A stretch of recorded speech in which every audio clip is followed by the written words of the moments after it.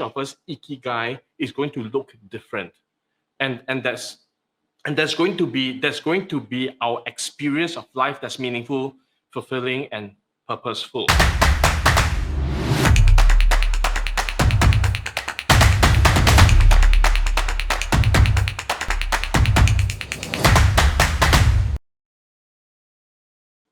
How to teach kids the growth mindset?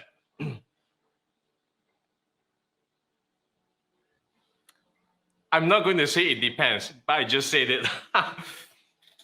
So how do you teach kids growth mindset? Okay, so there are two things. Okay, there are two things that I'm looking at here.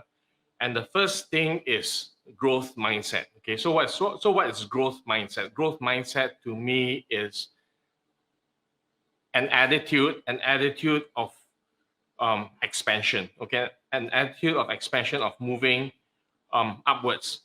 So that's growth, right? And an attitude for that. Okay, and then we talk about kids. And I will say this. Okay, it doesn't matter. Okay, to me, it doesn't matter whether it's kids or adults. We all learn in the same way. Okay, and the answer is the easiest answer. Okay, this is the easiest question that you guys have ever asked me. Okay, for a very, very long time, and the answer is this: allow them to fail. Let them fail, because what creates growth? Okay, you guys know, you guys will, if you've listened to me long enough, by now you will know what creates growth, right? You know what creates growth? What creates growth are the amazing gifts from the universe.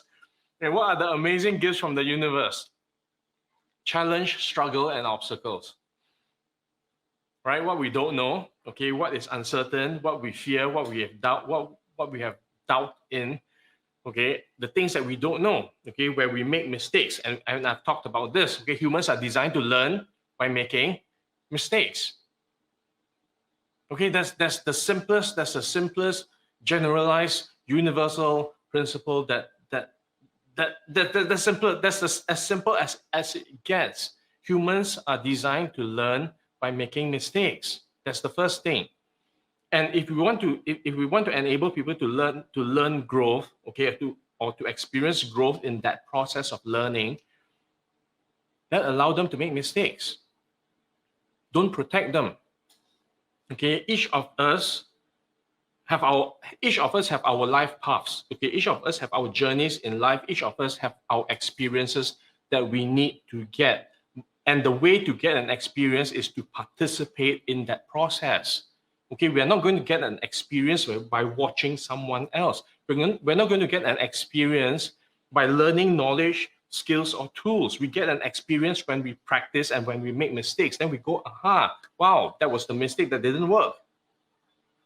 And then we do it again, that didn't work. And then we do it again, that didn't work, until we figure out a way that works.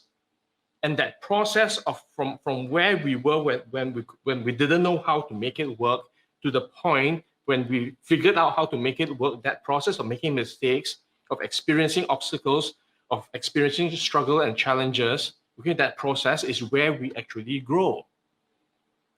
Okay, so the most important thing to me, okay, is not about the outcome, but about that process of getting to the outcome. Okay, that's how humans learn. Okay, regardless of whether you're a kid or an adult. So if you are a parent, okay, I will assert this. Okay, children learn by making mistakes in the same way. Okay, I don't know whether I've talked about this before. You know, how does a baby learn to walk? How does a baby learn to walk? It learns to walk by falling down and figuring out that didn't work. Okay, and kids have this. Kids are really, really resilient. Okay, kids are really, really resilient. They will do it again and again and again and again and again and again. Okay, until they figure out how to do it. Okay, kids don't understand what failure is. Kids just want to do the things that they want to do. Kids just want to play. Okay, and they don't know. They have no idea what danger is. Okay, it is the adults that teach the kids what not to do. Okay, don't make that mistake. Don't do that thing because it's dangerous. Don't, okay, it is the adults, okay, that stop the kids from experiencing all the things that will actually help them grow. Because we know better, because we know it's dangerous, because we know, okay, all that. So I'm not saying let the kid experience danger. I'm saying let the kid fall. Okay, let the kid fall, have the experience of falling, and let the kid figure out how to pick himself up again. But what I've also realized for a lot of people, okay, for a lot of people, especially parents, okay, you want to, you love, I get that as parents, you love the kids. Okay, and then, and that love, part of that loving the kid is wanting to protect them and to take care of them. Okay, but in that process of protection, of shielding them from the struggles, the obstacles, the falling down, we are robbing them of their learning and their learning experience that will lead to growth. Okay, so for me, the thing is this. Okay, if I want someone to grow, okay, and to, okay, I'm 52 years old, right? So I'm 52 years old. Okay, everyone, okay, is like a kid to me. Okay, even though I'm kampungkid, right, Douglas kampungkid, but at 52 years old, I can say that half of the people I interact with, okay, are kids to me, and and the people that I work with, as grown up as they are, okay, as grown up as everyone is, there is a learning process, and I see everyone as humans desiring to learn, okay, and the best thing that I can do, okay, is not to help someone along in that process of learning. Okay, it's just to give them the tools, the knowledge, the skills, but they've got to make their own mistakes. Okay, they've got to get their own experience. They've got to figure out what works for them and what doesn't. And because each of us humans, because humans are unique, okay, what works for one person may not work for another person, and you've got to figure that out. Okay, as much as I can share with you my experience, you've got to get your own. As much as I can share with you what has worked for me, you've got to figure out what works for you, because that's your process, that's going to be your experience, and that's where your growth is going to be. That's going to be unique to you. Okay, so I talk about this all the time, right? The greatest gifts from the universe are the struggles, obstacles, and challenges, because that's where we grow. So don't rob the kids of that. If you're a parent, don't rob the kids of that. Okay, let them experience the struggles, the challenges, the obstacles, let them figure out. Okay, make it normal. Make it normal. When there's a challenge, say that's normal. When there's an obstacle, say that's normal. When they fall down, say that's normal. Get up. Okay, it is when we start punishing people, when we start punishing kids, or when we start punishing people, okay, penalizing people for making mistakes, that's when they stop to grow, because then there's a fear of making mistakes. So I say take that away. Take that fear of making mistakes away. Make it normal for them to experience the fullness of life. Okay, be there to support them if it's required, but don't protect them, because you're not going to be there forever. Okay, protecting them. Don't give them what they want. Okay, let them figure out how to get it themselves. Okay, we spoke, and I see a lot of parents spoiling the kids, giving into the kids, and kids learn. Okay, kids learn how to test their limits. Actually, humans do that too. Okay, regardless of whether you're a kid or not, we all test our limits. Okay, we train the people around us how to behave by what we allow, what we say yes to, and what we say no to. Okay, kids know that. Okay, what parents say yes to, what parents say no to. Okay, so let the kids experience. Okay, as much as sometimes Okay, when the kid falls down, okay, hurts himself or herself, and then you feel, oh, so painful, right? But you know that so painful is your pain, it's not the kid's pain. Okay, as much as the kid may be feeling pain, okay, but what we feel that, oh my God, it's so painful for the kid, okay, is our perspective of pain. Okay, and if we have that perspective, we may have had an experience of that pain ourselves, and we don't want to let the kid have that experience. Then guess what happens? We rob the kid of that experience, and they will grow up thinking that the world is safe. Okay, not knowing how to take care of themselves when they experience the same pain. Okay, so when we want to protect the kids so much, guess who we really want to protect? Ourselves. Okay, we don't want to experience the pain that we are projecting on the kid. I'll say this: let the kid experience the pain. Let the kid experience the pain so that the kid knows what pain is. Let the kid experience not having something so that the kid knows what not having something means. So don't make life easy. Okay, if you want to instill growth mindset in a kid or anybody else, okay, let them have their experience of struggles, of challenges, of obstacles, of falling down, of not knowing what to do, of having questions and not having answers. That life is not a bed of roses, that it rains sometimes, that people die, people get hurt, that the world is full of problems. Don't protect them from all that. Let them see the reality as it is. And then let them figure out what they need to do. Okay? So don't protect them. Let them fall. You want growth mindset? That's how I see it. Why invest in what I love than do what I love?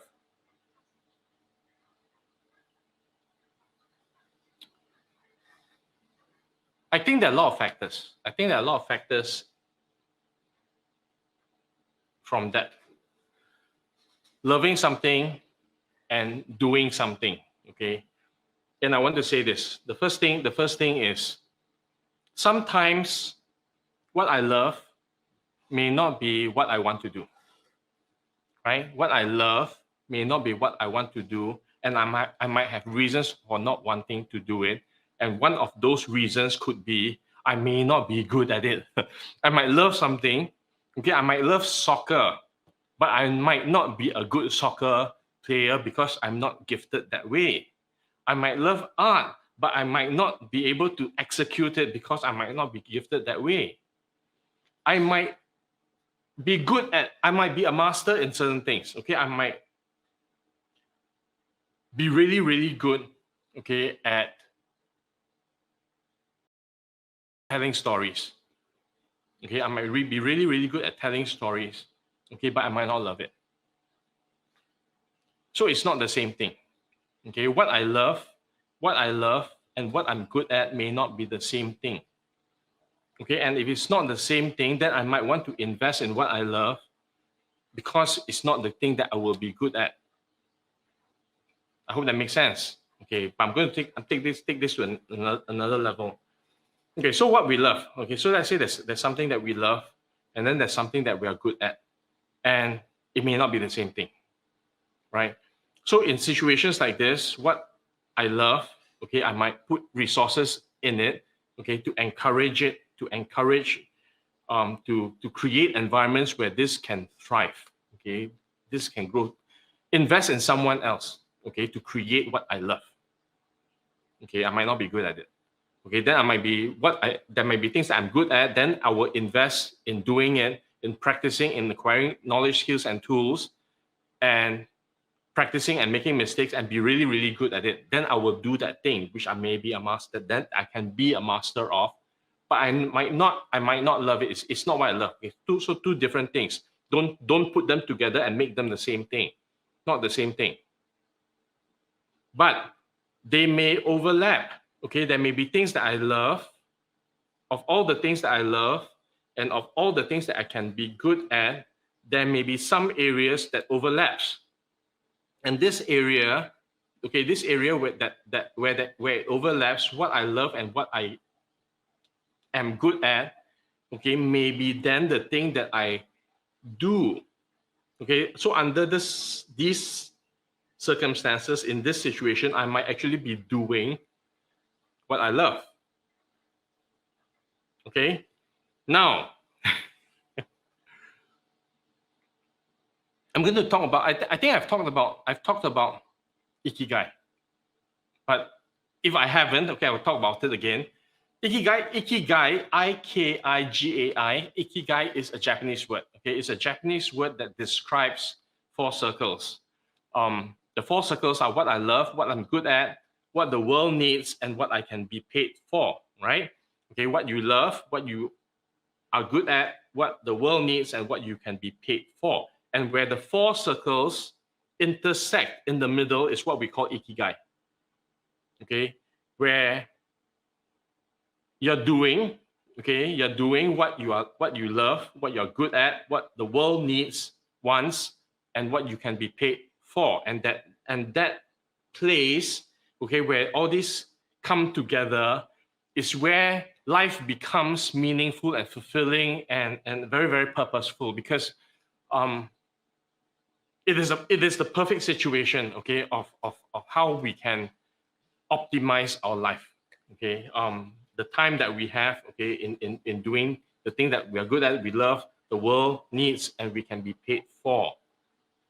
Okay, so that's ideal. Okay, but this ikigai is something that we need to discover. Okay, but we must first, in order to discover what that is, you first need to know the 4 questions, right? What do you love? What are you good at? What does the world want? And what can you be paid for? And when we look for answers for those 4 questions for ourselves, and this looks different, okay? This looks different for everyone. Because we are all wired differently, we are all gifted differently, we have different talents, we have different things that we love. We have different ways of seeing what the world needs and what we can be paid for. Okay?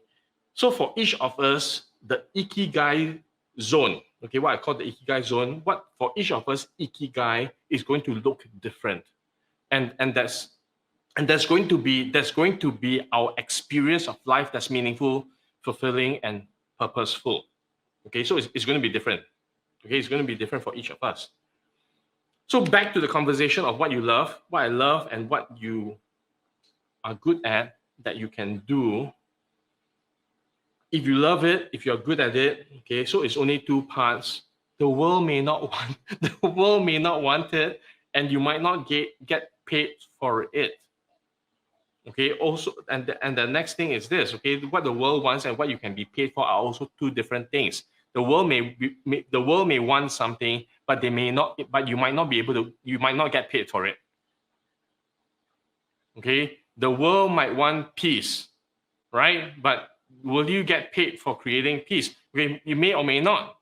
Okay, so there are things that the world needs that you might not get paid for.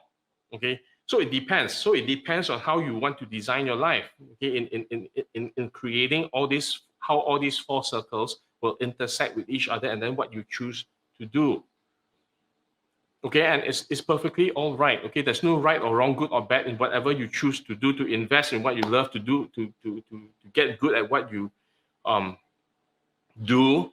Okay, to see what the world needs and what you can put in. Okay, and where you can be paid. Okay, so there's no right or wrong way to do this. Okay, but the discovery of how these 4 can come together for yourself, okay, it's a journey that only you can take. It's a journey that only I can take. Okay, and it's going to look different. Okay, so in some of the work that I did with Anne, okay, before before all this happened. Okay, so I would say Anne has pretty much found a lot of ikigai in what she's doing right now. Okay, what she's good at. Okay, in how she's bringing everybody together. Okay, what she loves. Okay, in helping people create better lives for themselves. What the world needs. Okay, which is to have better environments, more opportunities, things that work. Okay, and then the reward what you can be paid for may not necessarily come in the form of money. Okay, but it comes in the form of value. Okay, that then completes the entire equation. Okay, so this was a conversation that I had with Anne a long time ago as well. Okay, what ikigai was. Okay, and from what we do when we talk about ikigai, what the world needs and what you can be paid for, these two questions are answered in the Money and You program. Okay, and that was what I discovered as well. In the Money and You program, I discovered, wow, this is what the world needs. This is what's happening in the world. This is what the world, this is how I can create value for the world, and this is where I can be rewarded. So at the Money and You program, I discovered what I never saw before. Okay, what I never saw before about what's happening on the planet today. Okay, so what the world needs and what you can be paid for is where the Money and You program comes in. Then how about what you love and what you are good at? So that was my question of mastery. What am I a master of? Okay, and that's where our other program, Crack Your Strengths Quotient. Okay, that's where we work with people to discover their talents, to discover how they're gifted, and then to turn their talents into strengths, to be able to consistently create high-level results. Okay, so we work with people. Okay, so and Anne has done Money and You, and Anne has also done the Strengths Quotient program. So she knows. So she has all the four elements now. Okay, she sees what the world needs, what she can be paid for. She also sees what she loves and what she is good at, and that was what created this journey for her. Okay, and then after that, she went to do the mastermind program with us. Okay, so that's where we do a lot of work. Okay, to help people discover how all these things come together. Okay, to create a life that is meaningful, fulfilling, and full of purpose. Okay, so why invest in what you love and not and rather than do what you if you're not good at it, you can just invest in it. Okay, if you're not good at it, you can just invest in it. If it's not the same thing, okay, and if that works for you, okay. But the bigger conversation is, where do we find, okay, what we love, what we're good at, what the world needs, what you can be paid for, because you will not imagine doing anything else. But it's going to be a process. It's going to require knowledge, skills, tools. It's going to require practice. It's going to require asking a lot of questions. It's going to require going through a lot of struggles, obstacles, and challenges. It's going to require a lot of practice. It's going to require asking a lot of questions. It's going to be a process. And this process, okay, is something that we need to, we choose, okay? We choose to invest in or not. Okay, so that's Ikigai Zone, and that's invest in what you love, do what you do.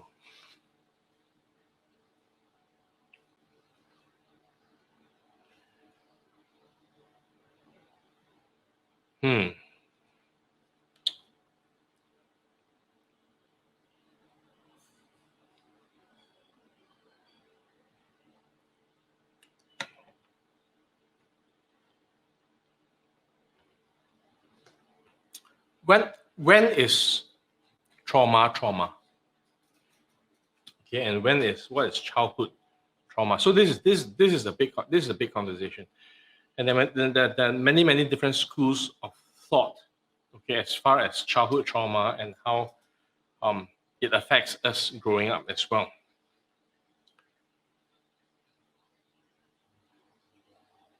And I don't have an answer. Okay, I don't have an answer to everything. Okay, but what I believe is there are situations Okay, especially as children. Okay, what's okay? So let's look at what's trauma first. Okay, trauma is an experience, right? It's an experience where something bad happens, and the child may be helpless, okay, and unable to protect himself or herself. But then again, okay, there are different levels of the different levels of trauma and the different types of trauma as well. And even regardless of whether you're a child or not, okay, we all experience trauma in one way or another. But the thing is, trauma is trauma. Okay, trauma is trauma. Then it is what we need to heal from the thing that has happened. We can't change. Okay, to me, it feels like that. Okay, we can't change what has happened. Okay, and as much as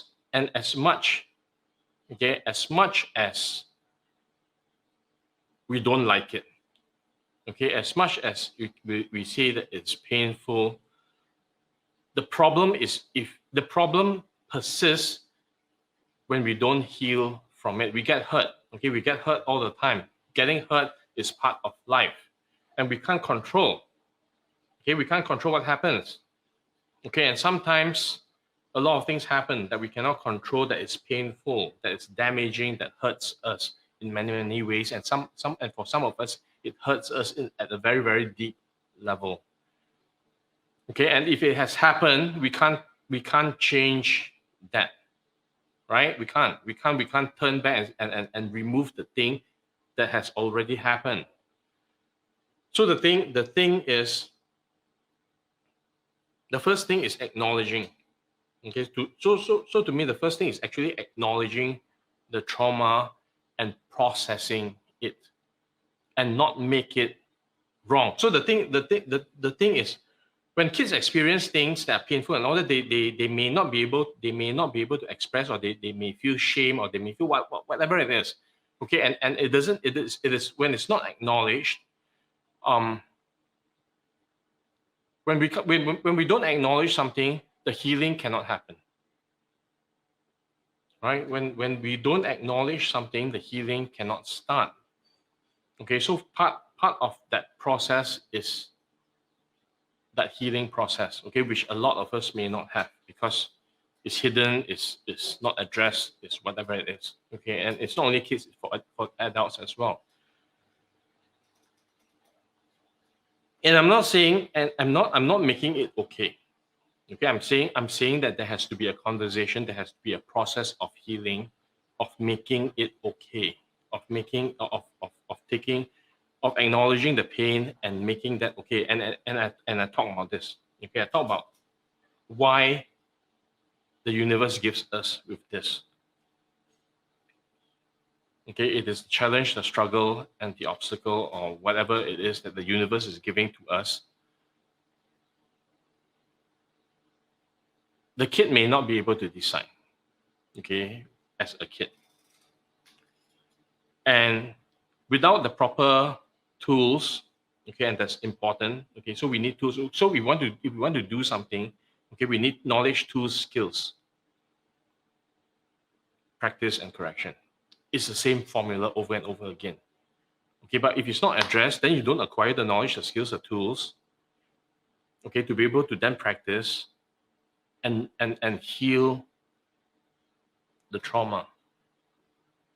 Okay, and that's where awareness, that's where education, that's where learning skills and tools come in, okay, to process the trauma.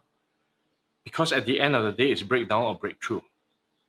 Okay, you can't change the trauma, the event that has happened. You can't change it, and the trauma that's created is created. Okay, then what's next? Okay, and what's next is to allow that to heal, number one, and then what's the value of that?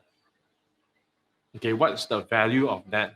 Okay, there may be other people experiencing the same trauma.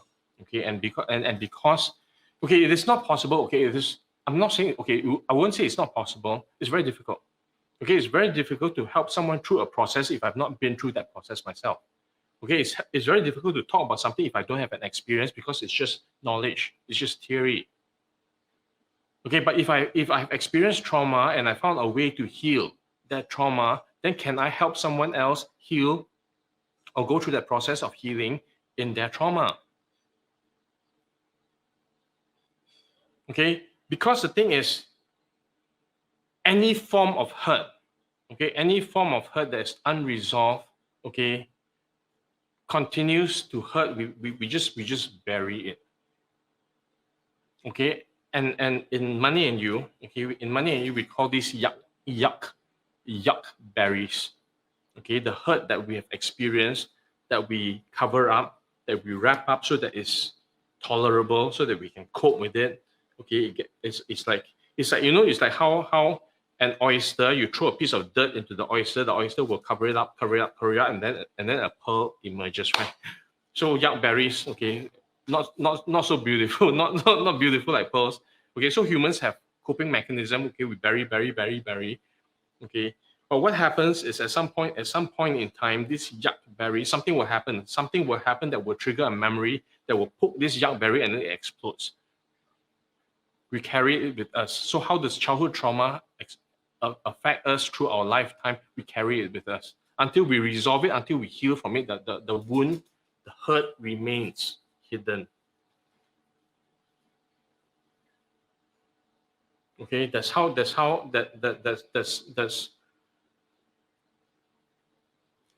if we look at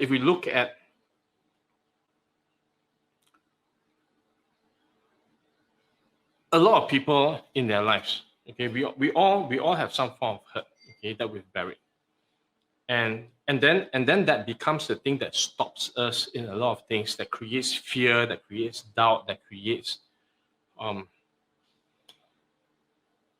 uncertainty, okay, that then stops us in taking on things that we want to do in our lives. And trauma exists at all levels, right? And one example of trauma I can talk about is when parents have very high expectations of the kids. All right, and with all good intention, with all love for the kid and wanting the kid to do well, okay, whatever the reason is, okay, puts a lot of pressure. It puts a lot of pressure on the kid to do really, really well. Okay, and if the kid falters or make mistakes, the kid gets punished. Okay, the kid needs to be perfect. Okay, and do the thing that the parent wants for the sake of the kid. But it may not be the kid. It may not be how the kid is gifted. It may not be what the kid wants, and that is a form of trauma too.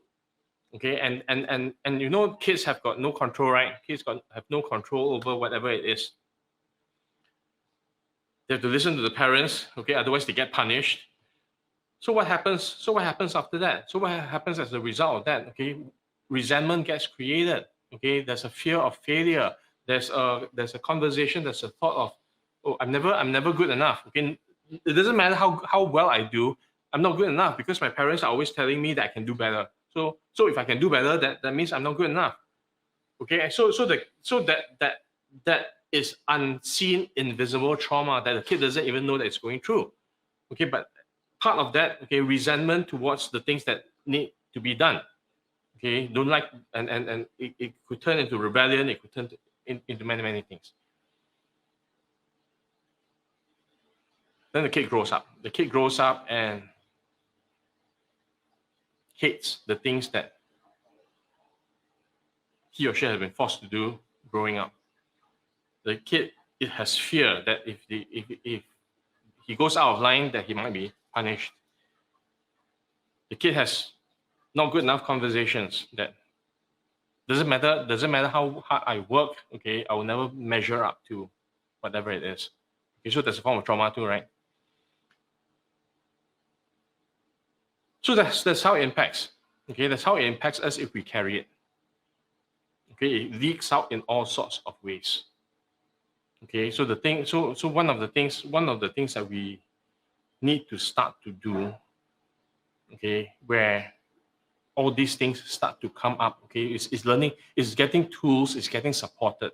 Okay, it's getting tools, it's getting knowledge, getting skills to actually first, number one, acknowledge something is not working. yeah, this was the thing that happened to me, and I'm carrying it. I still have that baggage. I still have that hurt. I might not realize it. Okay, I might still have a set of beliefs, and that might be stopping me in the things I want to do in my life. Okay, that I will have a certain belief about what life is like because it's been programmed. So at many levels, until we acknowledge something is not working, we can't correct. Okay, so the first thing is to acknowledge what's not working. Is to look, and last live stream I talked about resentment, right? Resentment. Okay, and I talk about resentment. We were talking about resentment towards others. Sometimes we have resentment towards things. Okay, and as long as we have resentment, okay, we're poisoning ourselves, right? We're poisoning ourselves, hoping that that thing will change. It doesn't. So we got to change that thing and stop being resentful. Okay, but in order to change that thing and stop being resentful, we must first acknowledge that, hey, what created that resentment in the first place? What didn't work? What was the hurt? What was the hurt about? What's the pain? And then let it go. Because there is past. We can't change the past. But we can create the future. But if we continue to hold the baggage of the past, then the future is going to be weighted down by the baggage that we continue to carry. At some point, it is, wow, I'm carrying all this baggage. I notice the resentment. I notice the anger. I notice the not good enough. I notice these thoughts that's disempowering. I notice that, and I don't have to hang on to it because it is stopping me in my life. I can't change the past, but I can create the future. What future do I choose now to create? But sometimes in order to create the future, I need to let go of the past that I cannot change. In order to, a cup that is full cannot take anything else. And if it's a cup that's full of all the pain that we have, okay, it doesn't matter. It doesn't matter what good things come along. It will not have space. If we are so filled with the things that has not worked for us and we hang on to it, it doesn't matter if good things come along because there's no space in our lives for these good things to come in. We have no space. Okay, and we shut a lot of doors because the cup is full. So sometimes it's full. The cup is full of things that I don't like. Let's get rid of them. And this is a process. I'm not saying, okay, I'm not making it I'm not belittling it and saying that we can just let it go. It's going to be a process, and we might need to be supported depending on whatever it is. But in order to do that, we must first acknowledge. And sometimes we don't want to do that. Sometimes for some people, they're so used to the pain. Okay, it makes them feel alive. It has become so much part of their lives.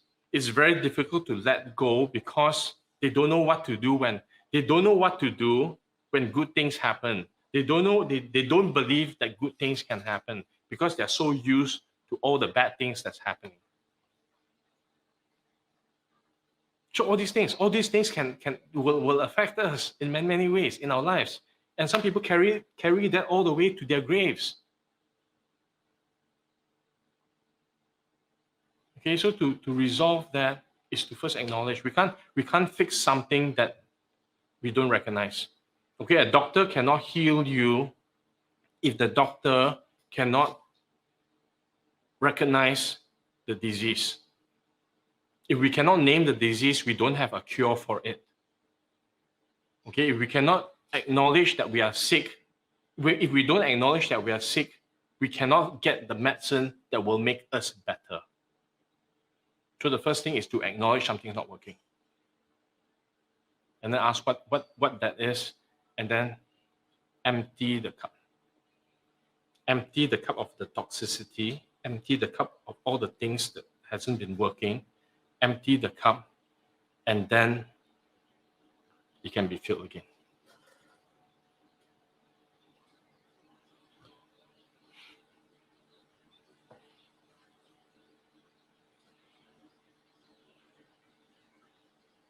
Why do some people find being calm weird?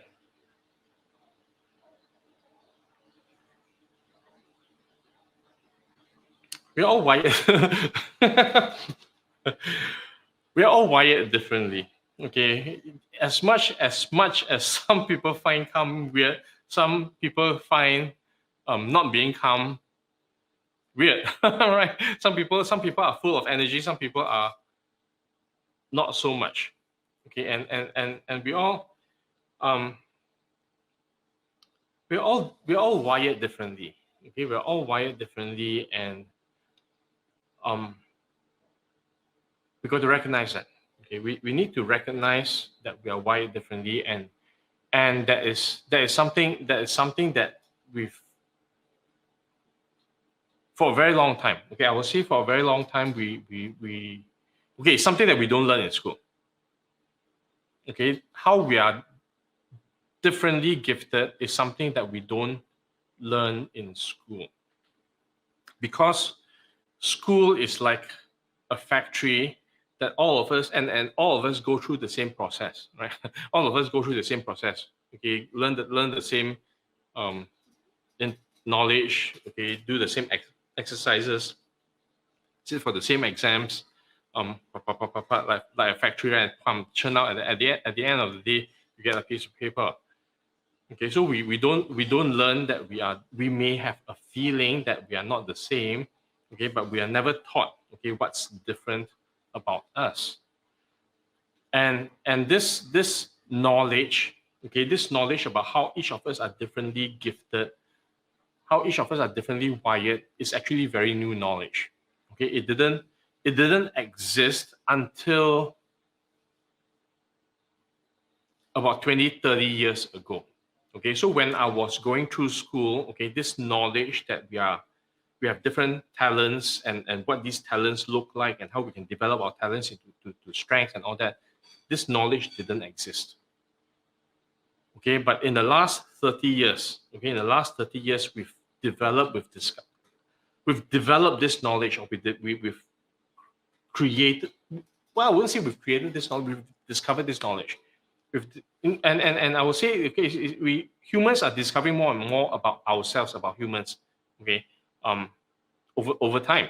And this knowledge about how each of us are differently gifted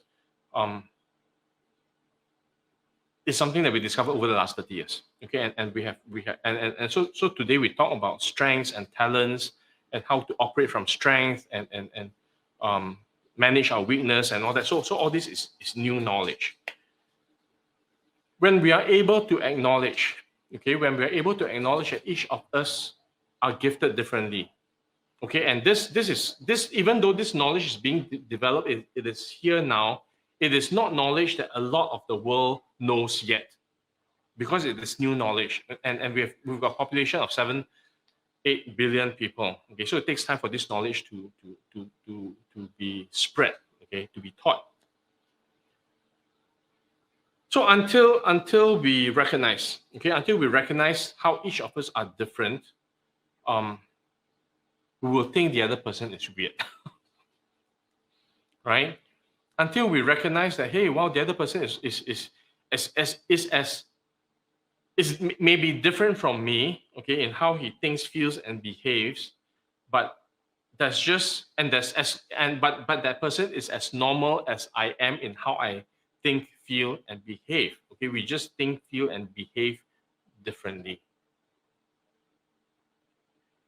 Okay, but if I don't know that, okay, if I'm just limited, if how I see the world, is just limited to my own reality box, what I consider real, what I consider to be the truth, then anything that falls out of this reality box, that person has a different color skin, he's weird.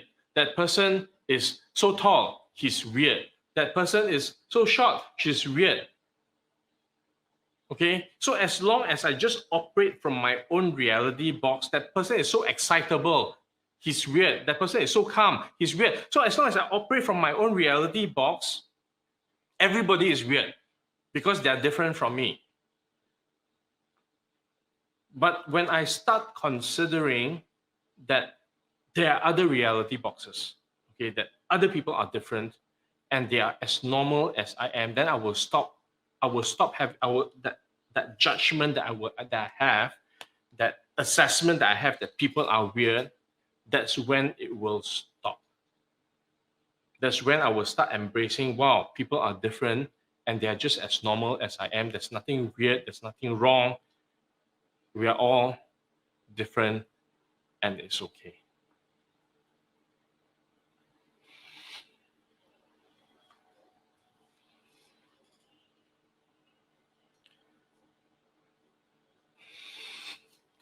How to break down barriers and break through limits. Make mistakes. Make mistakes and correct. What are barriers? Why are there barriers? Okay, barriers are things that stop us, right? So why are there things that stop us? Okay, nothing can stop us unless we allow it to stop us. Okay, barriers, nobody creates barriers, you know. Okay, nobody creates barriers that we cannot overcome. We choose, it is whether we choose to overcome the barriers or not. So who created the barriers? Who created the limits? Who decides what the barriers are? Who decides what the limits are? There's nothing anyone can do to us if we don't allow that to be done onto us.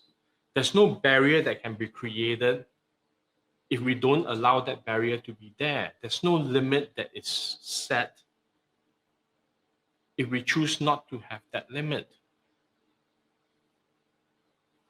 Okay, but it comes, but whatever it is, okay, whatever it is, there is the element of growth, of learning, acquiring knowledge, skills, and tools. If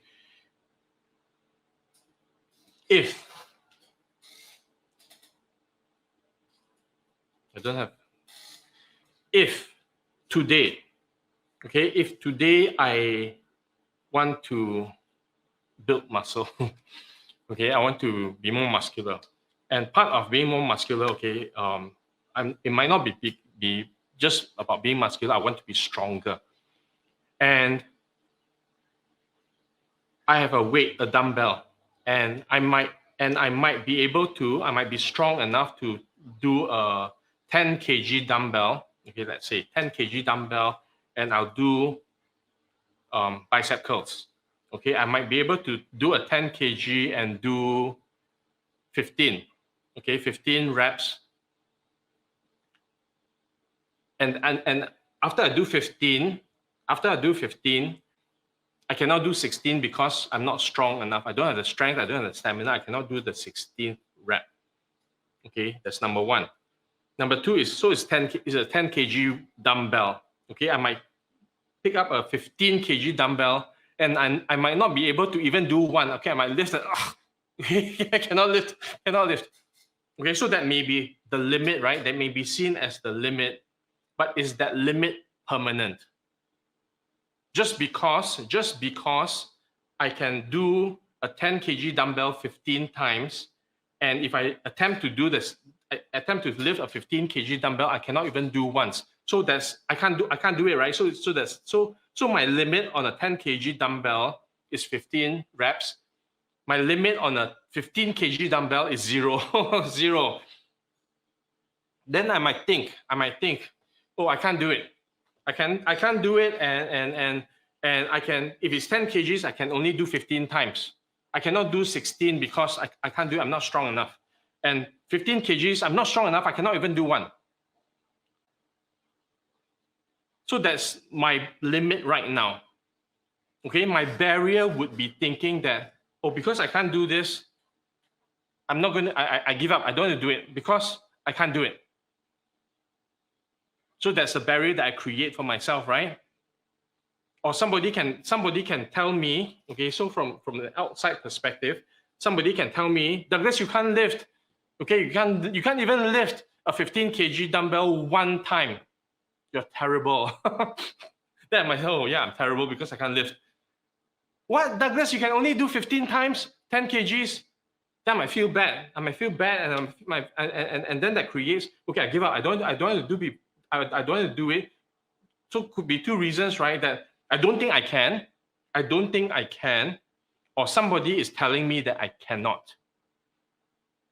Okay, so that then creates a barrier that prevents me from actually being able to lift the 15 kg dumbbell or doing more reps on the 10 kg dumbbell. And forever, if forever, I will never do it, then that becomes my limit, that I can do 15, 10 kgs and 0, 15 kgs. So what do? Right? If I give up, I say I cannot, then I walk away, then I'll never ever be able to do that. I'll never ever be able to build the muscles I want. I'll never ever have the strength that I want, as strong as I want to be. So what do I need to understand? Okay, that yeah, I might not be able to do it now, but I can practice. I can practice, I can consume, okay, take care of my nutrition that helps me build muscle. I can learn skills, okay, to train myself, okay, get tools, okay, that I may not be able to lift the 15 kgs right now, but I might get tools, okay, that will aid me in lifting and build my muscle. Okay, but in that process, in the process of building muscle, it's going to hurt.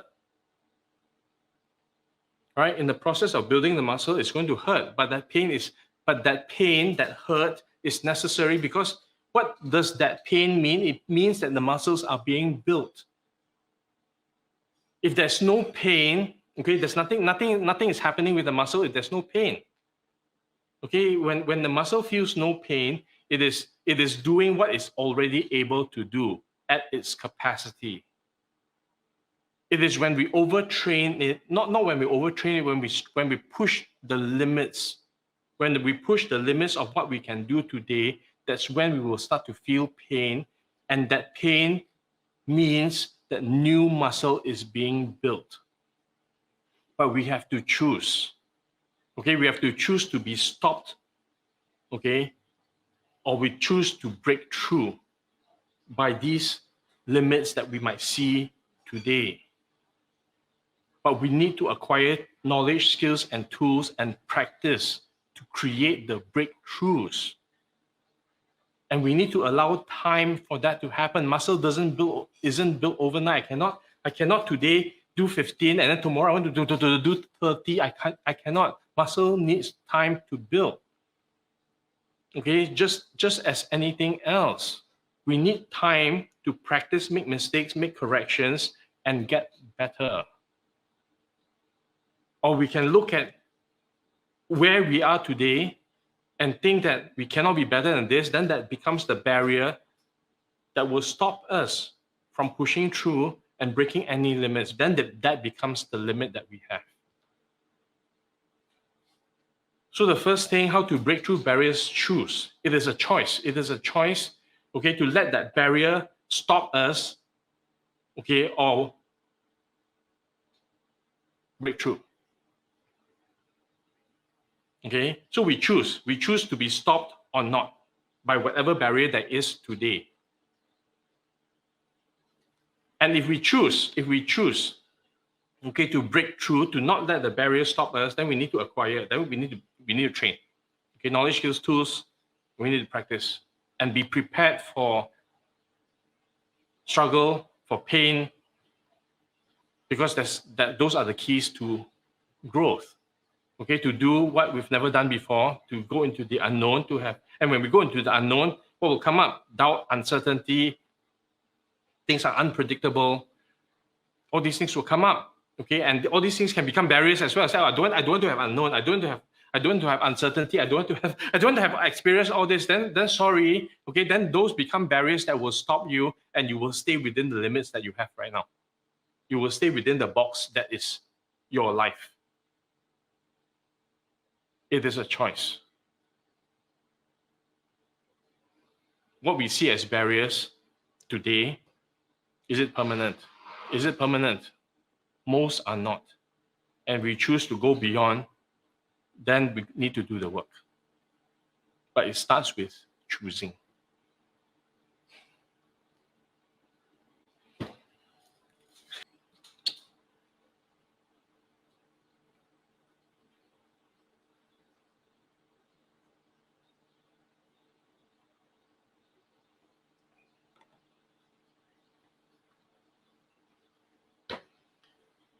How do parents help kids to be happy when they don't have time for them?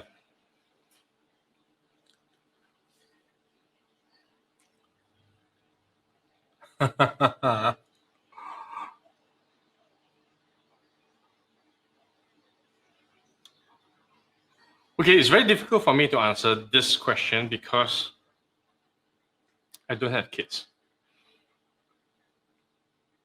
So I don't know.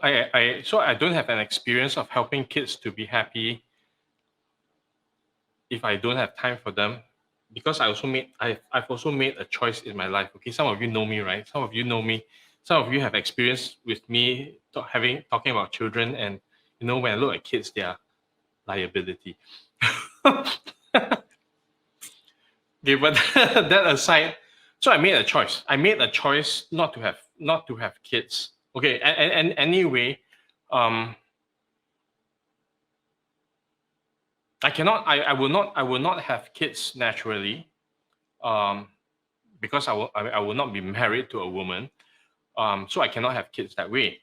But even if I could, so I think about it, right? Even if I could, do I want to have kids? So kids, once upon a time, okay, so once upon a time I might have thought, okay, when I was very young, I might have thought that, hey, maybe I would like to have kids, because I think I can be a good parent, I can be a good father. But I realized that that's not going to be my journey in life. Okay, that's not going to be my journey in life, because there are other things I want to do, and then I have to choose, and then I have to choose,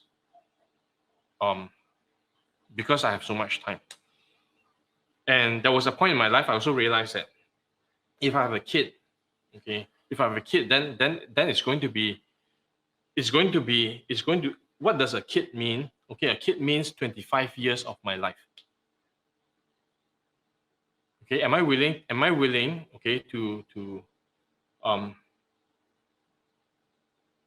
spend 25 years of my life raising a kid? And it's a tremendous responsibility. Okay, as much as I think that, wow, it's so nice to have a child to play with, and then to have I don't know, okay, the experience of having children. Okay, but if I think of the experience of having children, I'm actually very selfish, because it's about me. It's not about the children. It's about me. It's about me wanting to have the experience of having children. And if that's my reason for having a child, okay, to have having children, because I want to have an experience of having children, then I shouldn't have any children, because it's what is to me very selfish. Okay, but that's my perspective. Okay, I'm not saying that it is the same for other people. If I want to, and to me, if I want to have a child, okay, if I want to have a kid, then I need to be responsible. It has to be about the kid. Okay, it has to be about the kid, and what the kid needs to become. Okay, to become a whatever the kid is designed, whatever life path the kid is designed is meant to have as a human being, and creating the environment, creating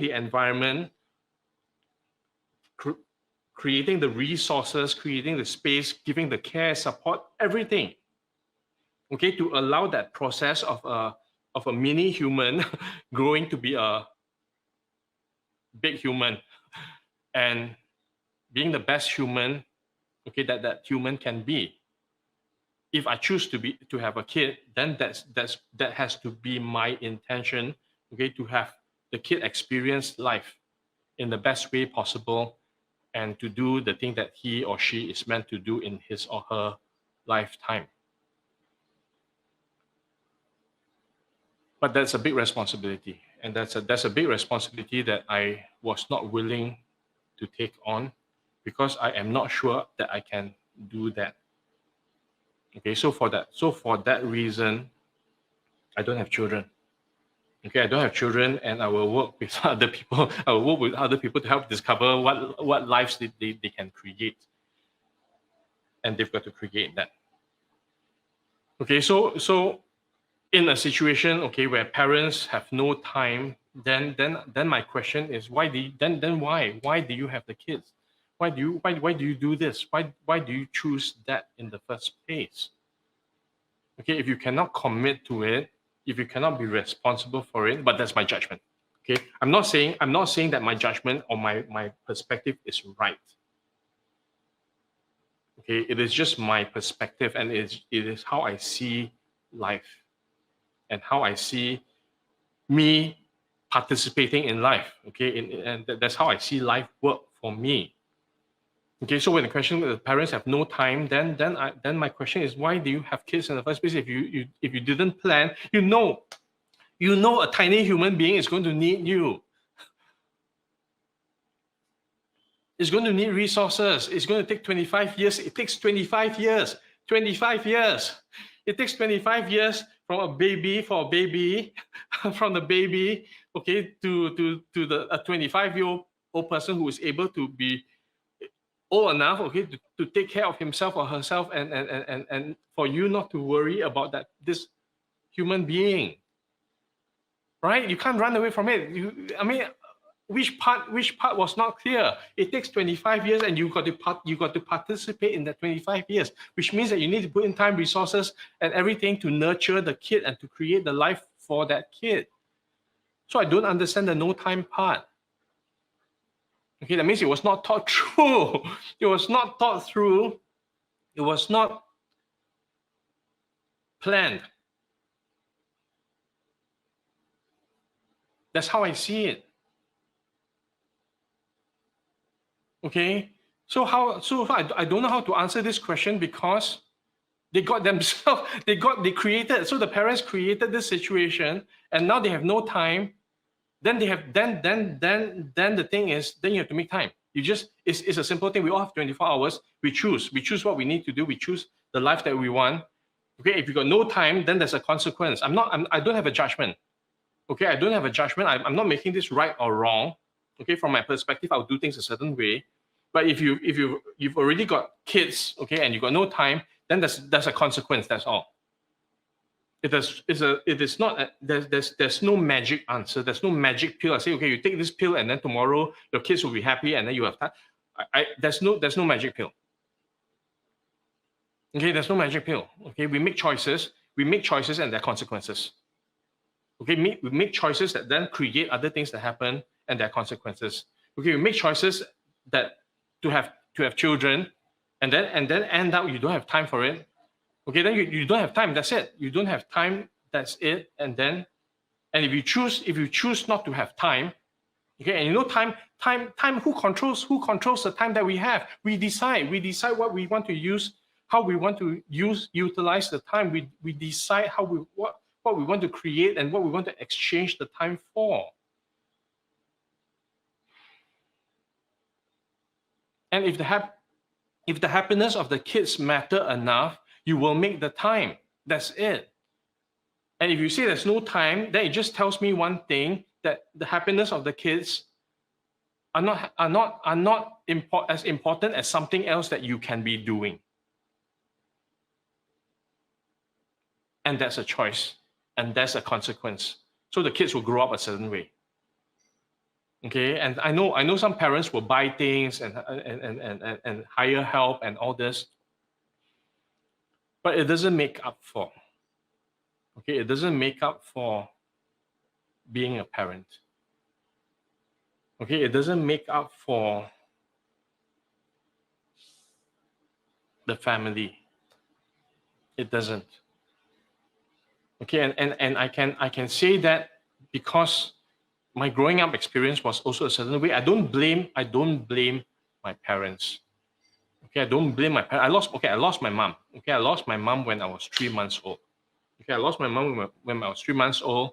My grandmother raised me because my dad was running his own business, and he had no capacity or ability as a single parent, okay, to take care of me as a child. So my grandmother raised me as best as she could. And then my dad was working to make sure that the money was available, okay, so that I have what I needed.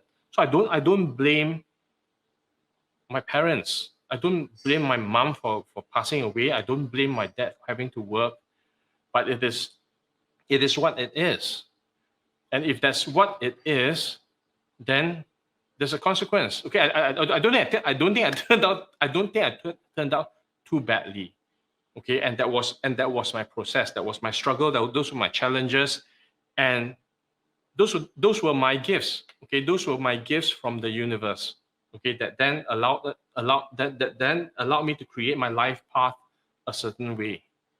Okay, and then and as a result of that, okay, that experiences that I can share with you guys. Okay, so there's no we don't know how life will turn out. Okay, and I'm not saying that it's a bad thing. Okay, I'm just responding to the question right now.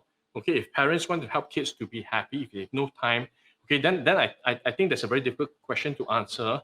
Okay, because time is how we choose to use. Okay, and we choose. Okay, so nothing wrong. Okay, nothing wrong with kids struggle. So earlier I talked about let the kids struggle, right? You don't have to be 100% responsible for their happiness. Okay, let them figure out how to be happy. Okay, if that's already created, okay, you don't. If you want to have time to make the kids happy, then you make time to make the kids happy. Okay, but if you cannot, then let them figure it out. So I'm not making it a right or wrong thing. I'm saying there's a consequence. There's a consequence to every choice that we make. It's never going to be perfect. It's never going to be ideal. Okay, it's what we choose and how we create the future. The past, we can't change the past. How do we then choose to create the future? I know it's not a direct answer to, and it may not be the answer that you're looking for.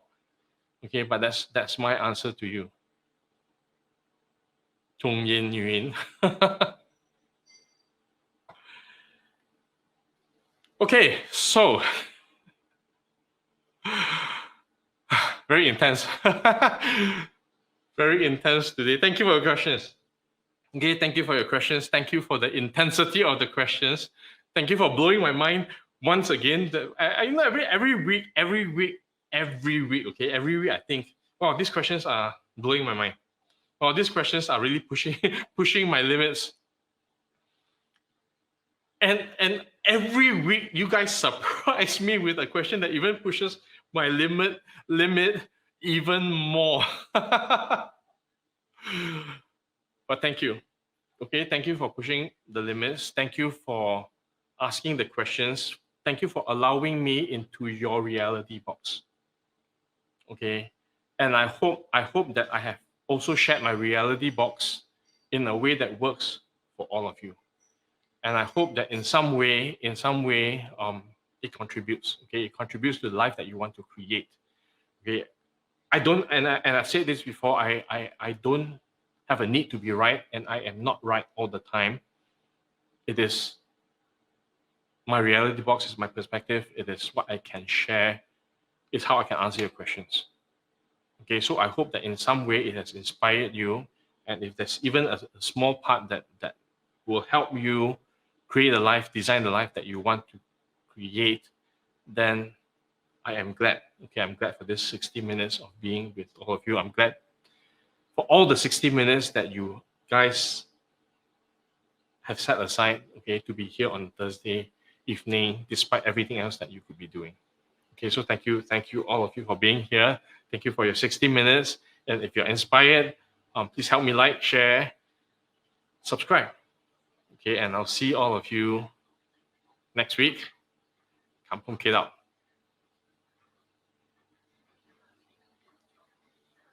Please like, share, and subscribe. Hit the notification button. This is Douglas Kampungkid signing out. Be the master you already are.